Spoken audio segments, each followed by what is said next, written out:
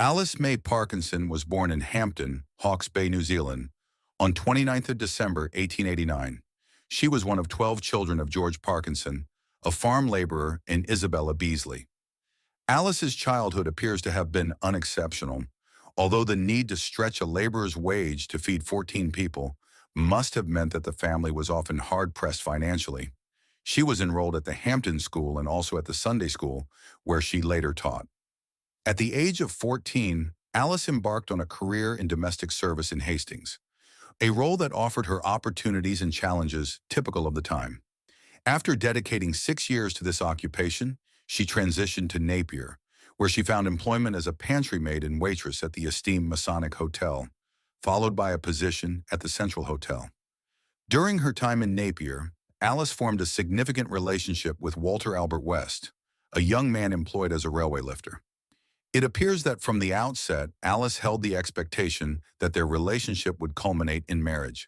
This assumption may have been shaped by societal norms and personal aspirations prevalent during that era. In 1914, Alice discovered that she was pregnant with West's child, a development that prompted her to utilize her savings to rent and furnish a home, envisioning a future as a family once marriage and the birth of their child occurred. This act reflected her hopes and dreams for stability and familial unity. Tragically, on January 1, 1915, Alice endured a complicated and arduous labor. Despite her preparations and anticipation, the outcome was devastating. She gave birth to a stillborn child.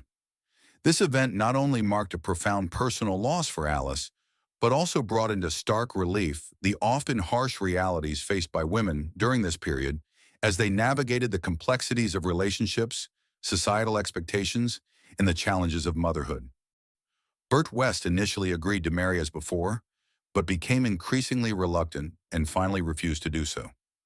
Parkinson, penniless, without employment, and with her character stained by an illegitimate pregnancy, was desperate to marry.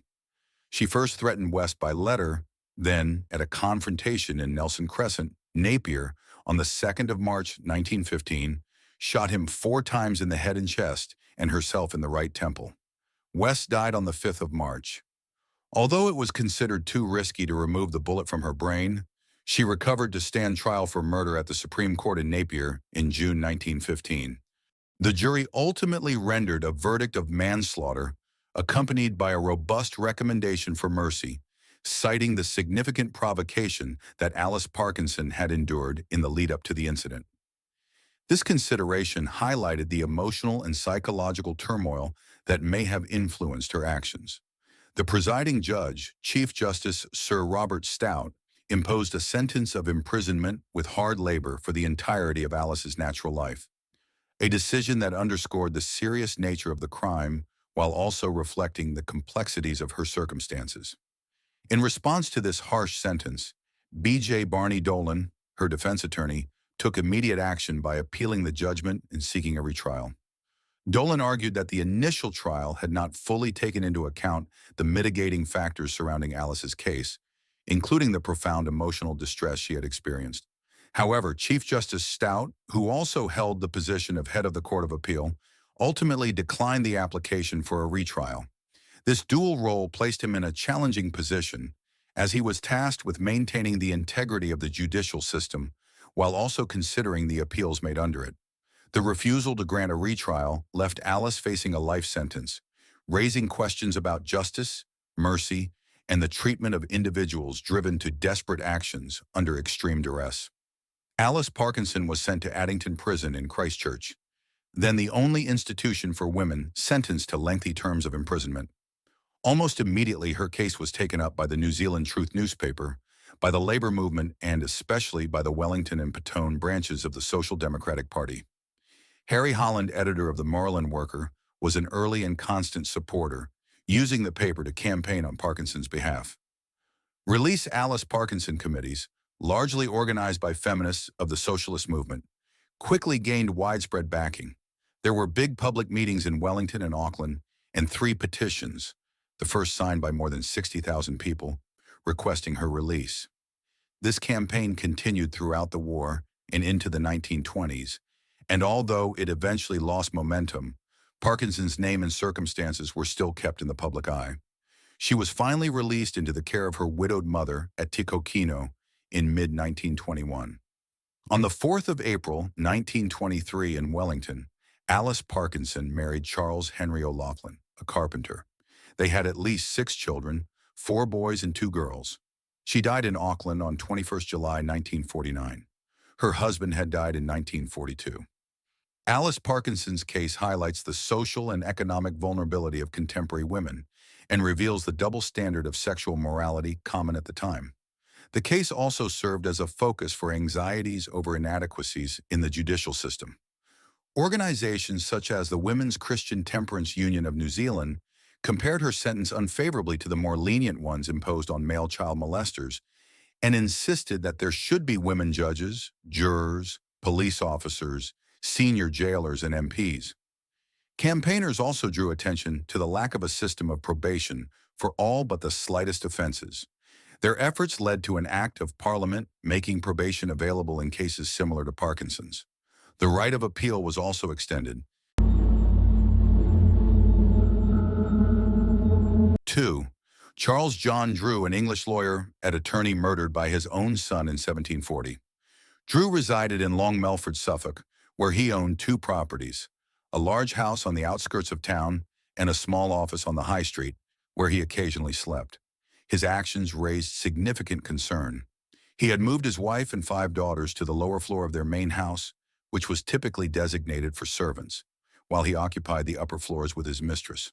During this time, his son, also named Charles Drew, began associating with poachers and smugglers, frequently engaging in drinking and gambling. He felt neglected by his father, who had failed to provide him with a university education appropriate for his status. He entered into a relationship with Elizabeth Betsy Boyer, a housekeeper at nearby Liston Hall in Sudbury, located less than 2 miles away. They worried that this relationship might lead to his father disinheriting him. Betsy suggested he should kill his father. Charles then met with Edward Humphreys, known to him from gambling circles, and offered him £200 to carry out the murder. Humphreys managed the Angel Tavern in Long Melford. Betsy supplied them with a gun from Liston Hall, likely a short blunderbuss loaded with lead slugs and gunpowder. They then rode to the family home outside Long Melford, where they had a brandy before proceeding to Charles Drew Sr.'s office around 11 p.m. On the night of January 31st to February 1st, 1740, Drew was alone in his smaller house in Long Melford, attended only by a male servant. He had asked the servant to mail a letter first thing in the morning. When the servant awoke, he discovered Drew dead, lying on his back near the front door, which was still ajar. It appeared that Drew had opened the door and was shot immediately after it swung open. 3 lead pellets were found in his body, with 3 more nearby. The servant had heard no gunshot and nothing had been taken. On February 12th, the London Gazette announced a pardon for any accomplice who could provide information leading to the capture of the murderer, along with a £100 reward offered by John Gent of Long Melford. Edward Humphrey, originally from Chelmsford, was interviewed about the crime by Sir Cordell Firebrace. Local authorities were aware of his connections to smuggling and other illegal activities. A search of his room revealed correspondence with a Mr. Thomas Roberts, in which Humphrey used the alias John Smith. Timothy Drew, a lawyer, unrelated, tracked Roberts to lodgings on Shire Lane in London, but found he had already moved. On March 14th, he discovered that Roberts had rooms at a tavern, but just missed him. Shortly after, they located him and took him to the mansion of Justice Colonel de Vale, where he was questioned for 6 hours before being held in Newgate Prison. Thomas Roberts turned out to be Charles Drew Jr., who had altered his appearance to conceal his identity. Interviews revealed that Charles Drew Jr. had gone to his father's house with Humphrey, intending to watch as Humphrey killed him when he answered the door. However, Humphrey discarded the gun, stating he couldn't go through with it. Charles then picked up the gun, knocked on the door, and shot his father at point-blank range when he opened it. It was noted that a blunderbuss produces a different sound than a rifle or musket, and while loud, it doesn't carry as far as the crack of a musket, which might explain why neighbors did not recall hearing the shot. Afterward, Charles first went to inform Betsy of the act and hid the gun in a hollow tree before heading to London. From there, he hired a man named William Mace to return to his home area to gather rumors about the murder and any suspects. Humphrey went to Dunmow to complete a smuggling operation before heading to London. Charles was arrested on March the 15th at a Banio brothel in Leicester Fields and also taken to Newgate Prison. On March the 22nd, he attempted to bribe the jailer, Jonathan Keat, with £1,000, 200,000 in 2020, to secure his release and arrange a boat to France. Keat declined and reported the attempted bribe to Warden Mr. Ackerman. The next day, Charles was moved to Bury Prison. On March 29, 1740, Charles Drew stood trial at Bury St. Edmunds Assizes. The trial lasted 5 hours and featured 15 witnesses. He attempted to blame Humphrey, but called 2 witnesses who confirmed he had been at the family home, which was so close to the murder scene that it undermined his defense. The jury found him guilty, and Charles explained he had killed his father because he had refused to assist him with his debts. Humphrey was not charged with the murder, claiming he only heard a bang and was unaware that Charles had shot his father. However, he was arrested on smuggling charges. Betsy Boyer also faced no charges, despite seemingly instigating the attack. His sisters visited him in prison while he awaited sentencing. He was hanged on April 12, 1740, in front of a large crowd outside the county jail in Bury St. Edmunds. 3. Who killed Leah Sousa?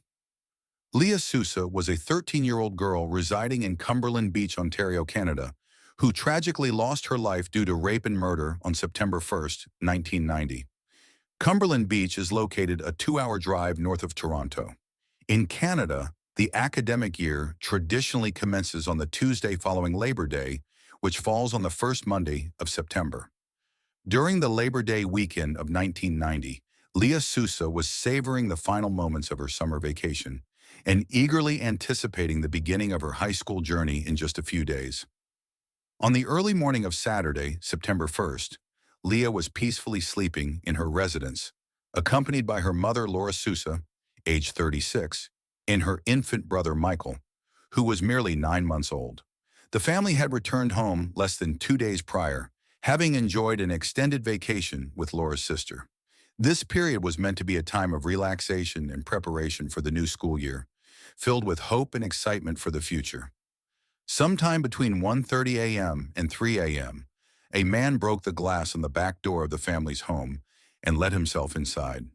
First, he attacked the mother, Laura, striking her multiple times in the head with a blunt metal object, such as a pipe, crowbar, or tire iron. The man then moved on to Leah. He sexually assaulted her and then dragged her into the backyard. Once outside, he beat her with the same metallic object that was used to strike her mother. The next morning, a young friend of Leah's came to the house to see if she wanted to hang out. She found Leah's body in the backyard and ran for help. The police and the paramedics arrived shortly afterwards. Laura was taken to the hospital, and luckily Michael was found unharmed in his crib. Sadly, Leah died in the backyard. Laura was hospitalized for nearly a month, but she ultimately survived the attack. The police believe that Laura saw her daughter's killer, but because of the awful injuries she received, she couldn't remember anything from that night. Over the years, Laura has tried various techniques to try to remember the attack. This included going under hypnosis, injecting herself with sodium pentothal, also known as truth serum, and finally she saw an expert who used magnetic fields to tickle her brain cells. Sadly, none of it worked. Instead, Laura sometimes has flashes from that night, but she can't remember anything about her daughter's killer. In the ensuing decades since the murder, the police have interviewed over 1,800 people. One person they talked to several times was a man named Brian Timothy Elson, who lived in nearby Brescia, Ontario. 4 months after Leah Sousa was killed, Nelson stabbed 17-year-old Sandra Bannister to death in Orillia, Ontario, which is less than 8 miles away from Cumberland Beach. He pleaded guilty to manslaughter, and he was only sentenced to 6 years in prison. In 2010, the television news program, W5, did a story on Leah's murder. During the investigation, they learned that Elson's grandmother lived down the road from the Sousas, and at the time of the murder, Elson was staying with his grandmother. A reporter with W5 tracked down Elson to his home in Orillia, and she asked him about the murder of Leah Sousa. He denied being the killer, and he said that he wasn't at his grandmother's home on the night of the murder. He said that he was at a party in a different town and he had 60 witnesses to verify his alibi. As a result, he was never charged with the murder of Leah Sousa. Laura Sousa says that even though she doesn't remember the night that her daughter was murdered, thoughts about that night still torment her. Laura isn't the only one who was mentally scarred from what happened that night. The police who investigated the murder and the reporters who covered it say that over 30 years later, they're still haunted by it.